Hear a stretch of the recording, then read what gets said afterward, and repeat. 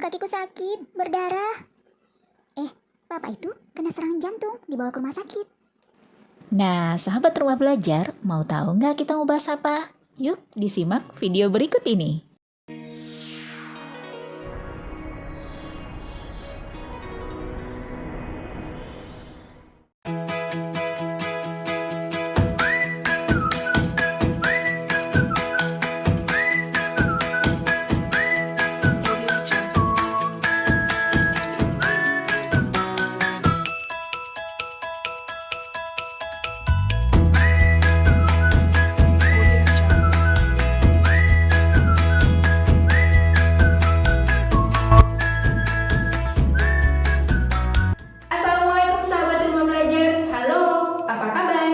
Tetap semangat ya, belajar di mana saja, kapan saja, dengan siapa saja. Senang sekali bersama Bu Resti hari ini akan mempelajari tentang gangguan kesehatan pada organ peredaran darah. Tema 4, subtema 2, kelas 5 SD. Adapun tujuan yang ingin kita capai pada hari ini adalah siswa dapat menjelaskan gangguan kesehatan pada organ peredaran darah. Dan siswa dapat menjelaskan cara mengatasi gangguan kesehatan pada organ peredaran darah. Nah, di awal slide tadi, kita lihat seorang anak yang kakinya terluka. Lalu ada orang yang dibawa ke rumah sakit karena gangguan jantung. Nah, ngomong-ngomong soal darah dan jantung, Bu Resti akan mengingatkan kembali tentang apa saja sih organ peredaran darah pada manusia. Ya, organ peredaran darah pada manusia ada jantung dan pembuluh darah. Kemudian ada darah. Jantung bertugas untuk memompa, pembuluh darah tempat darah mengalir di dalam tubuh. Kemudian darah berfungsi untuk mengantarkan oksigen, mengangkut sari makanan dan juga mampu membunuh kuman penyakit.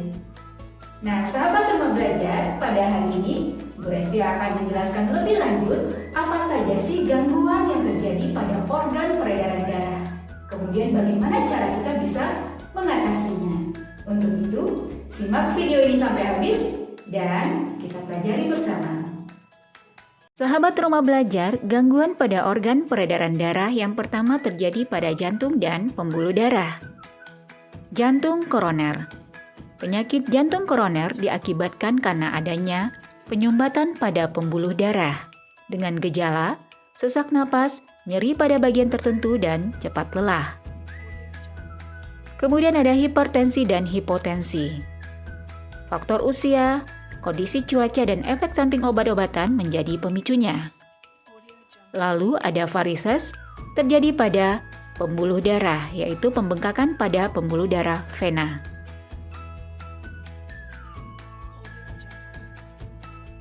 Selanjutnya yang terjadi pada darah, biasanya adalah anemia, yaitu kekurangan zat besi, dan gangguan pembuatan sel darah merah pada tulang. Gejala cepat lelah, lemas, sakit kepala, dan wajah terlihat pucat. Juga ada leukemia. Ini adalah ketika sel darah putih lebih banyak daripada sel darah merah. Kemudian demam berdarah. Demam berdarah karena terinfeksi virus Dengue yang menyerang trombosit. Virus Dengue disebarkan melalui gigitan nyamuk Aedes aegypti. Gangguan kesehatan pada darah karena faktor keturunan. Yang pertama ada hemofilia. Hemofilia adalah penyakit keturunan yang menyebabkan tubuh kekurangan protein yang dibutuhkan dalam proses pembekuan darah. Kemudian ada thalassemia, yaitu kelainan pada darah yang tidak dapat memproduksi cukup hemoglobin. Penderita thalassemia, sel darah merah tidak bisa berfungsi dengan baik dan mudah rusak, sehingga oksigen yang dialirkan ke seluruh tubuh tidak cukup. Nah, sahabat rumah belajar, itu tadi gangguan kesehatan yang terjadi pada organ peredaran darah. Lalu, bagaimana ya cara kita mengatasinya? Baik, kita simak yang berikut ini. Cara mencegah gangguan kesehatan organ peredaran darah.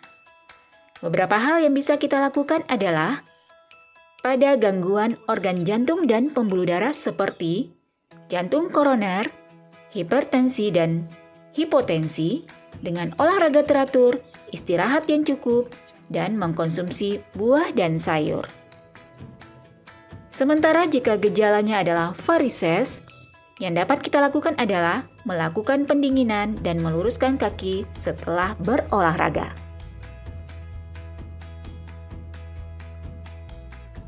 Pada darah, anemia dapat dicegah dengan mengkonsumsi makanan yang mengandung zat besi seperti bayam dan kacang-kacangan. Leukemia dapat dicegah dengan pola hidup sehat, makan makanan yang bergizi, dan berolahraga. Sementara itu, demam berdarah dapat dicegah dengan 3M, yaitu menguras tempat penampungan air, mengubur barang bekas, menutup tempat penampungan air, dan menghindari gigitan nyamuk. Thalassemia tidak dapat disembuhkan, hanya bisa transfusi pada kondisi tertentu. Hemofilia dengan cara menghindari perdarahan. Sahabat Rumah Belajar, itu tadi gangguan kesehatan pada organ peredaran darah dan cara mengatasinya. Sudah paham ya? Nah, agar sistem peredaran darah kita menjadi lebih sehat, ada beberapa hal yang perlu kita lakukan. Di antaranya, yang pertama, memakan makanan yang bergizi. Kemudian istirahat yang cukup dan jangan lupa berolahraga. Dengan demikian, sistem peredaran darah kita akan menjadi lancar dan kita akan selalu sehat. Demikianlah materi kita pada hari ini tentang gangguan kesehatan pada organ peredaran darah. Jangan lupa untuk menambah pengalaman belajar, silahkan berselancar di portal Rumah Belajar. Belajar di mana saja, kapan saja, bersama siapa saja. Assalamualaikum warahmatullahi wabarakatuh. Sampai jumpa.